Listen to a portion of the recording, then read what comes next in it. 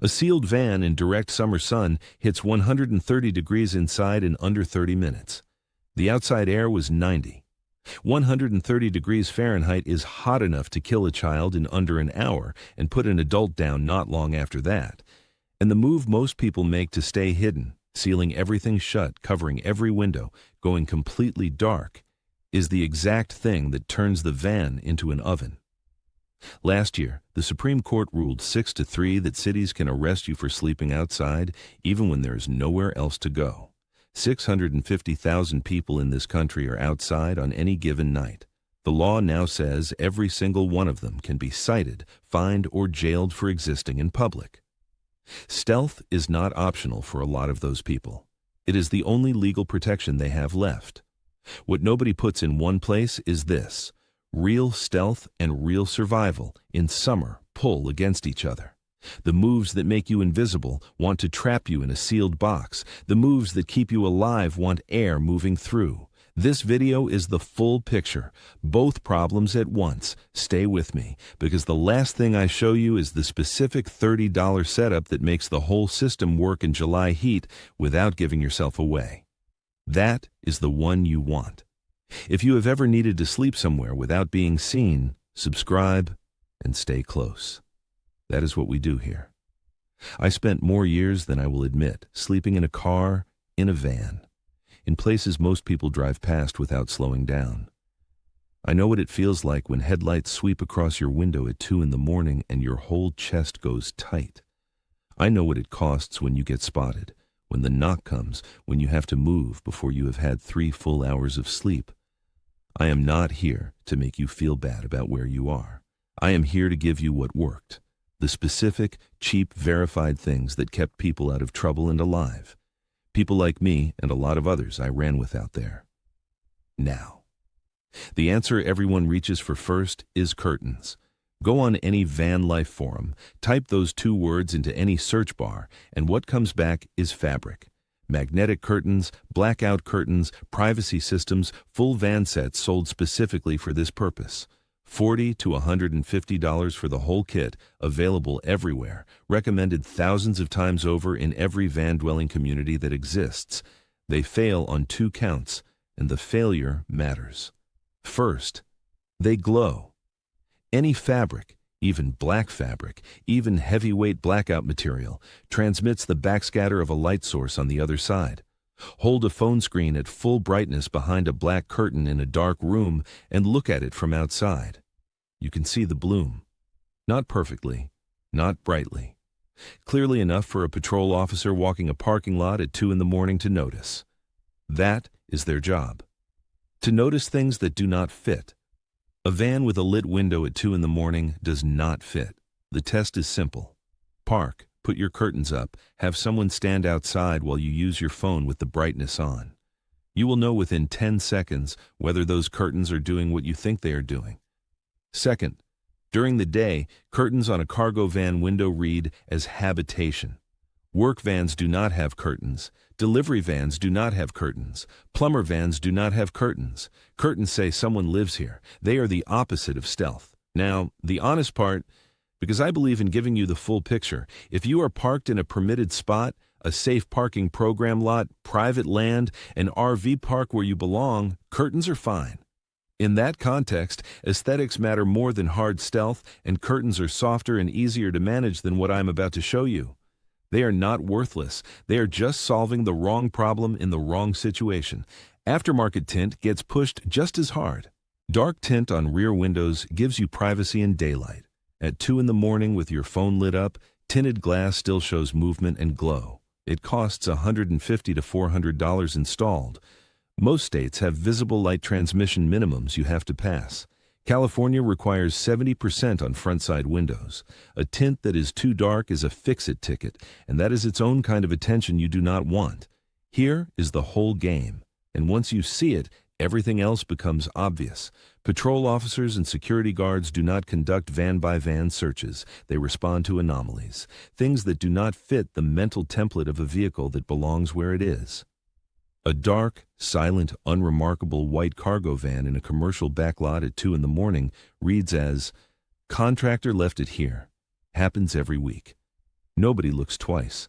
The moment there is a glow behind a window, a fogged windshield at 6 in the morning, a sound that has no business coming from an empty vehicle, that is the tell.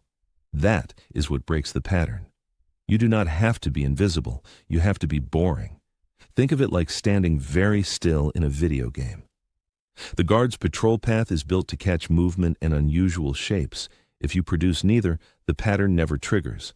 The guard drives past, not because you are invisible, because you are below the threshold that gives anyone a reason to care. Here's the other thing most people miss.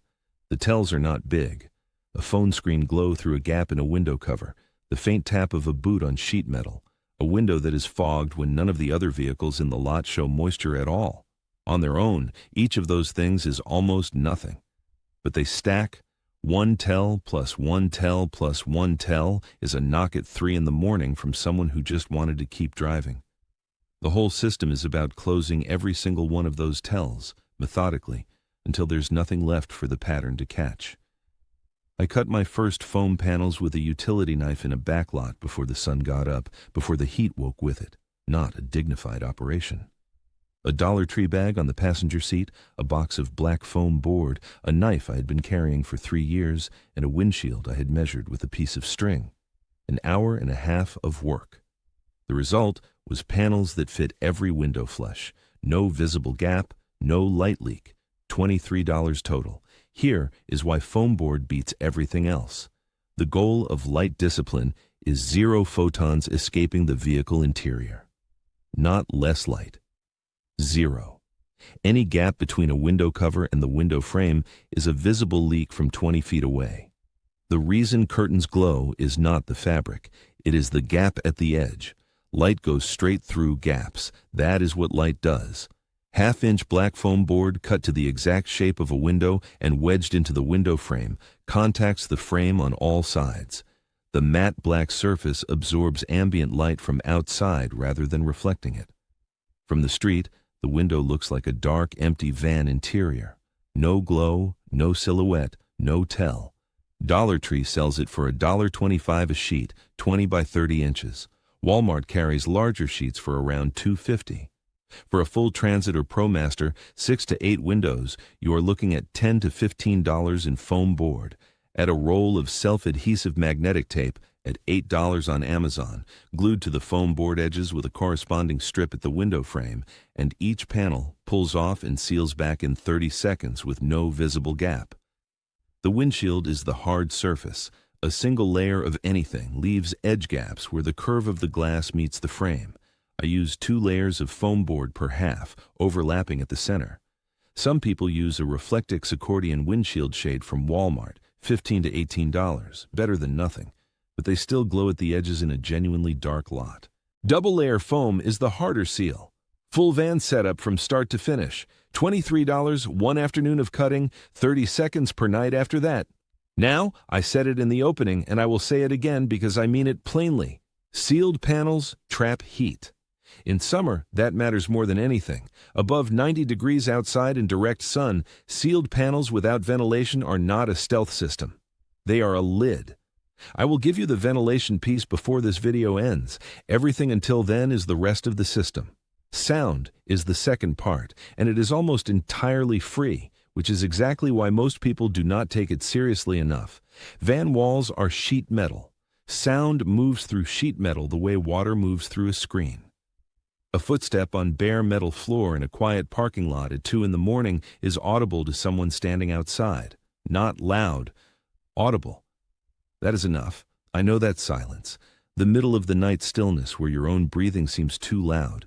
A zipper, a boot against the floor, the click of a phone being set down on a hard surface. These sounds do not belong in an empty van. Rubber-backed floor mat, Walmart, $15 to $20 for a 4x6 section, kills most of the floor noise. Rubber does not conduct impact sound the way metal does. It absorbs it. That is the material reality of the thing, and it costs less than $20. After 9 at night, headphones for everything. No audio from a device unless it's going directly into your ears. Pre-cook before you park. No pots, no running water, no kitchen sounds coming from a dark, silent van at midnight. The tells are not big. They stack.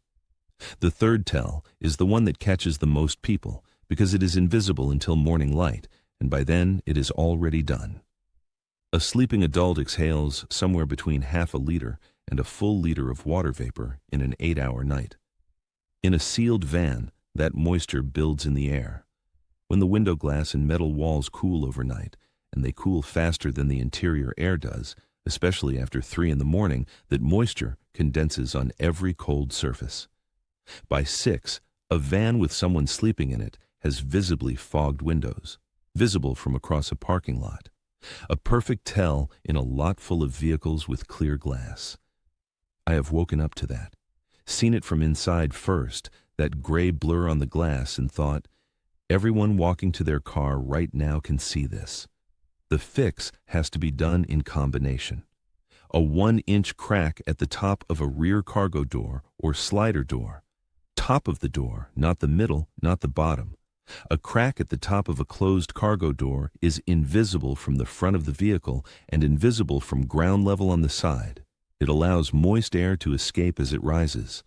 Pair that with a tub of damp rid at $8 from Walmart or rechargeable silica gel beads at $10 to $12 a pound on Amazon, which you dry out in an oven at 250 degrees and use again. The two things together take visible morning condensation down by the better part of 80% in most conditions. Single desiccant alone is not enough in a humid climate. The crack is the real fix. The desiccant helps. There is a mold angle here that does not get talked about enough. Within 24 to 72 hours of consistent condensation on wood, fabric, or foam in a poorly ventilated space, mold begins to grow. Aspergillus, Cladosporium, the kinds that get into your lungs and stay. The 1-inch crack is not just a tell prevention tool. It is what keeps the inside of the van from slowly poisoning you over weeks. Everything in this video, the full city-by-city ordinance breakdown and the rotation map for the 10 cities where this is hardest, is in the shelter and stealth section of the manual. Link is in the description. Now, appearance. The work van principle costs nothing. It is the foundation everything else rests on. Before a patrol officer reads a license plate, before they check for curtains, before they hear any sound, they read vehicle type. A white cargo van with plain side panels and no visible personal items reads as contractor vehicle. It belongs in a commercial lot. It belongs on a side street near an industrial zone. Nobody has a reason to stop. The moment you put anything on that van that does not belong on a contractor vehicle, you have started building a profile, a sticker, a flag, a solar panel visible from the street, a sleeping bag visible through the windshield, a pair of shoes on the dash. Each item is a data point. Data points build a pattern. The pattern breaks the boring. No stickers, no decals, no visible camping gear. Clean exterior. And this one, which I want you to hear clearly. Valid registration.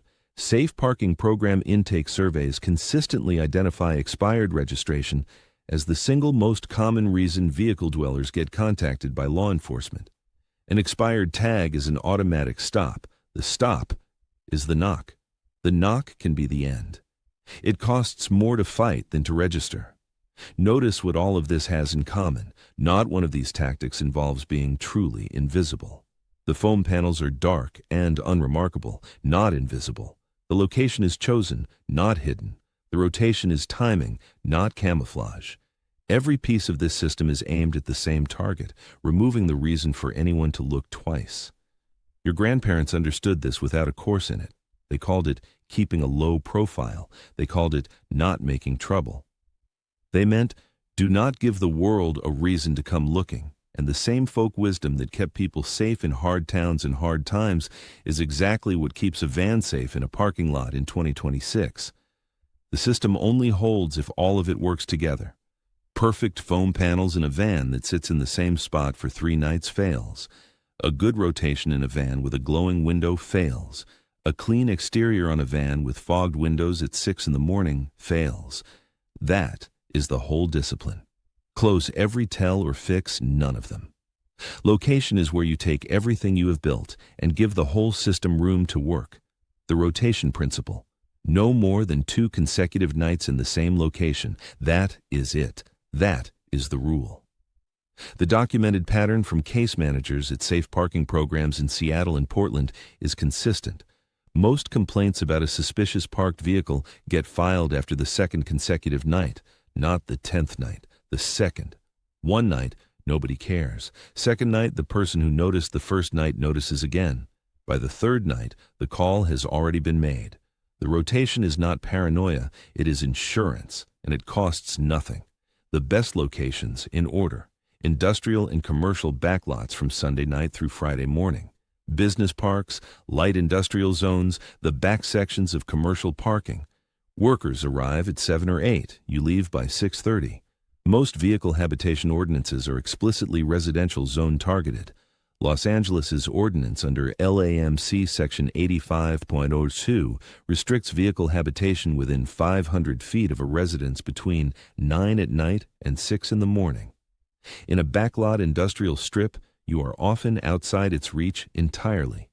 The business does not call about a van unless it becomes a pattern. 2 nights, then you move. 24-hour commercial lots come next. Walmart, Home Depot, the familiar names. Walmart's overnight parking policy has been store manager discretion since the mid-2020s. It is not a guaranteed permission in most regions anymore. Ask the manager directly. Get verbal confirmation. Leave before 9 in the morning. Do not return the second night. Street parking in mixed residential areas is the highest risk option. If that is your situation, read the posted signs. Most residential zone enforcement windows run 2 in the morning to 6. Know when that window opens. Work around it. Same principle as everything else in this system. Boring is safe. A van in the same spot 3 nights running stops being boring and starts being a reason to call. The rotation pattern looks like this in practice. Monday, industrial zone on one side of town. Tuesday, industrial zone on the other. Wednesday, a 24-hour commercial lot after confirming with the manager. Thursday, a different street in a different neighborhood you have not used this week. Never the same block twice in 1 week. It is not complicated. It just has to be consistent. Let me tell you something about who benefits from you not knowing any of this. There is no company sitting in a boardroom deciding to keep van dwellers visible. This is not a conspiracy, but it is a structure that functions very much like one. Cities receive federal funding to address homelessness. The metric that drives that funding is contacts, citations, and documented resolutions, not housed people. A welfare check on a parked van is a documented contact. A sweep of an encampment is a documented resolution. Oakland's city auditor found that a single encampment sweep costs an average of $10,200 in city labor, equipment, and disposal. Sacramento spent $12 million on sweeps in 1 fiscal year. $12 million is enough money to house roughly 400 people for a full year at market rate in that city.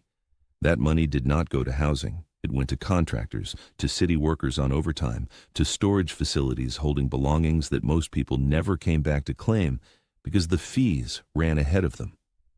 In Los Angeles, the city controller's own audit documented that when a vehicle gets impounded under the Vehicle Habitation Ordinance, the fees accrue faster than most people can pay. Most impounded vehicles are never reclaimed. The Los Angeles Homeless Services Authority identified vehicle impound as a direct driver of people moving from vehicle dwelling into unsheltered street homelessness. The van was the home. The fees took the van. The sweep resolved nothing. It just made the problem less visible to the neighbors who made the call. The Urban Institute's vehicle dwelling research documents that people choose vehicles over shelters for specific, rational reasons. Safety first, because shelters have documented assault and theft rates that make a locked van feel safer. Privacy second, because 60% or more of survey respondents in multiple city-level studies cite loss of privacy in shelters as a primary reason they stay in their vehicles. Employment, because the vehicle is transportation.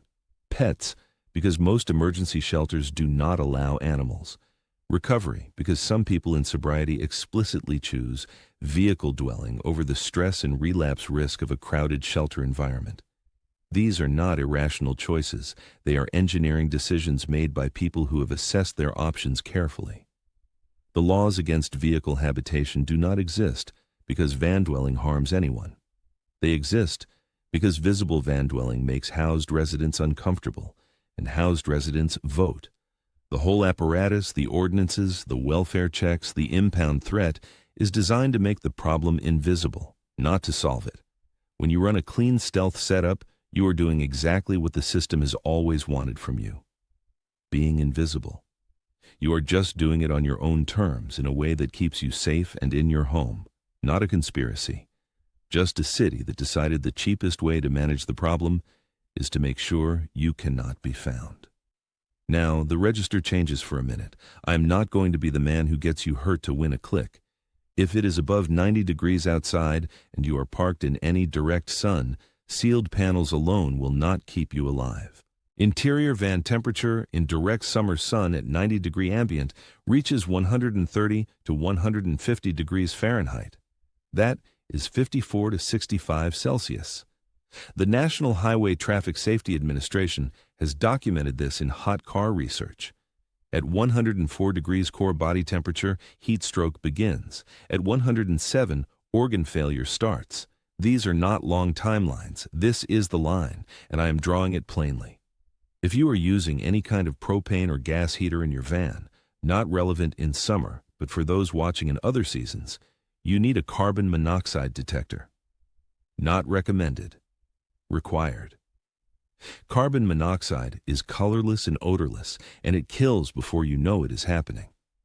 A portable generator produces 1,000 to 5,000 parts per million at the exhaust in an enclosed space. The UL-listed standard for CO alarms is to trigger at 400 parts per million within 15 minutes. The Kitty KN-CO EG3 is $20 at Walmart. That is the one I am naming, because it is UL-listed, and it is cheap, and it has saved documented lives.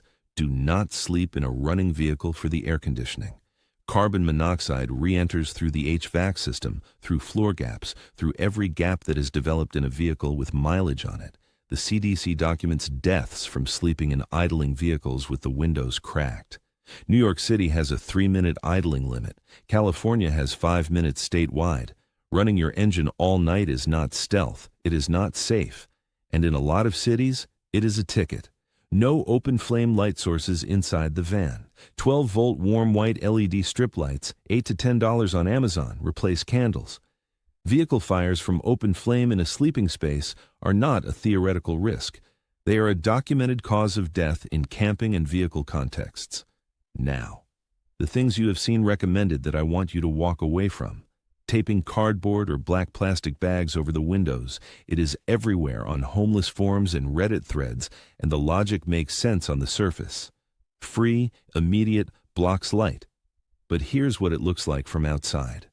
Cardboard taped to a van window is the single most legible signal of habitation that exists.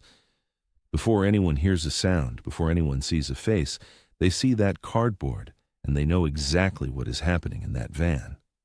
It reads as a crisis, not a system. Interior plastic bags duct-taped against glass trap condensation against the surface, visible by morning as a dripping sheet. And duct tape on window seals does damage over time that costs real money to repair. The foam board system does everything cardboard promises without any of the tells, and it costs $23 in one afternoon. Mylar emergency blankets on windows for heat rejection. The thermal mechanism is real. Mylar reflects radiant heat. The physics works. But a loosely fitted Mylar sheet has gaps at every edge where heat enters by convection, regardless of what the surface is reflecting. And from outside, silver reflective panels in van windows are one of the most immediately recognizable habitation signals that exists. It broadcasts exactly the thing you are trying to hide. It works a little in direct sun with a tight seal. It does almost nothing in indirect light, and it looks like someone lives there. I know what some of you are thinking. I have parked in the same lot for 3 weeks and nothing has happened. I believe you. The rotation rule is not about what has happened. It is about what is coming. The second night trigger is the documented pattern from case managers who have processed hundreds of vehicle-dwelling situations. Not the 6th night, not the 20th. The night after someone first notices you is the night the complaint gets filed. Most of the people who end up in safe parking program intake did not think they were being noticed either. The rotation is insurance. It costs nothing to do it. Does a rooftop vent give you away? A low-profile rooftop vent on a cargo van reads as a commercial or contractor modification. Upfitters install them on work vans routinely. It is a standard utility vehicle feature in a lot of trades. It does not read as habitation the way a glowing window does, or a curtain does, or a cracked door does. There is a real difference between a modification that fits the vehicle type and a tell that breaks the pattern. The vent fits the type. Here is what I promised you at the start: the 1-inch crack and the USB fan, $30. This is the piece that makes the whole system work in July. Any rear cargo door or slider door on a van can be cracked 1 inch at the top and held there with a small bungee cord or a bent wire hook over the latch. 1 inch at the top of a closed cargo door is invisible from the front of the vehicle. It is invisible from ground level on the side. Now crack the opposite side at the bottom, 1 inch low on the door or slider. Hot air rises and exits through the top crack. Cooler air enters low on the other side. Stack effect. It is the same physics that moves air through a gable vent, through a barn, through any structure where one opening is high and another is low. Verified physics. It works without any power at all. Pair that with a small USB fan, $8 to $12 on Amazon, aimed at the top rear crack. The fan pulls hot, humid air out. It is not blowing at you. It is exhausting the van. At 5 to 10 watts of draw, a 10,000 milliamp hour power bank from Walmart or Amazon at $20 to $30 runs that fan for 8 hours minimum. The fan is inaudible at 10 feet. The crack is invisible from the street. In a standard cargo van interior, roughly 200 cubic feet of space, this setup delivers a full air exchange every 2 to 4 minutes. Below 85 degrees ambient in the shade, passive ventilation alone, just the cracks with no fan, can maintain interior temperature in a survivable range. Above 90 degrees, you need the fan running. Above 95 degrees, you need shade and more than this. I am not softening that number. The passive system buys you a lot on a warm night. It is not a substitute for shade and active cooling on a 95-degree night in Phoenix or Dallas. The upgrade from here, when you have the money and the situation calls for it, is a rooftop vent. MaxAir makes a unit in the 4000 series at around $150 for the fan alone, $300 installed with the vent cut. At low speed, it moves 900 cubic feet a minute and it is quiet. A rooftop vent on a cargo van reads as a commercial vehicle modification. It removes the visible door crack entirely and solves the ventilation problem permanently and silently. That is the end game. The $30 version gets you there in the meantime. So here is what I would do before the sun gets up tomorrow. Cut the foam panels, $23 one afternoon. Matte black, exact fit for every window. Seal everything from the inside with no gaps. Lay down the rubber floor mat. Get the damp rid or the silica beads. Look at the zones around where you park. Identify the industrial lots and the commercial backs, and build your 2-night rotation before you need it. Know what time the workers show up, leave before that time, and get the fan and the power bank. $30. It is the piece that holds the whole system together when July comes for you, and July will come. The people this information belongs to have been working it out on their own for a long time. In backlots, in industrial zones, in white cargo vans that looked exactly like contractor trucks because that was the entire point. They figured it out the hard way, in the heat, with nothing to fall back on and nobody making a video about it. What is the one move that ever got you through a bad night? If you have slept rough, I want to know what you did. Tell me in the comments. I read every one. Stay cool, stay sharp, and remember, the people the world walks past know things the rest of us forgot.